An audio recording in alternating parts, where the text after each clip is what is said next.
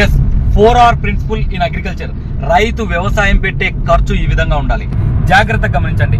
Right source అనగా సరి అయిన ఖచ్చితమైన మూలాన్ని ఎన్నుకోవాలి. అనగా మొక్కలకు ఏ ఎరువు పెట్టాలి, ఎంత మాత్రం పెట్టాలి, ఈ ఎరువు అవసరమా అనేది తెలుసుకోవాలి.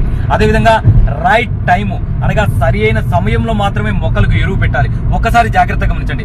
వాతావరణ పరిస్థితులు, అదేవిధంగా పూతకు ముందు, పూతకు తర్వాత, అదేవిధంగా కాయ పెరుగుదల సమయం వంటి పరిస్థితులను తెలుసుకుని మాత్రమే ఎరువు పెట్టాలి. అదేవిధంగా రైట్ రేటు, ఎస్, ఖచ్చితమైన ధర మాత్రమే నిర్ణయించి ఎరువు తీసుకోవాలి. అనగా కాస్ట్ ఆఫ్ ఇన్పుట్ తక్కువగా ఉండాలి, అనగా వాల్యూ ఆఫ్ అవుట్పుట్ ఎక్కువగా ఉండాలి.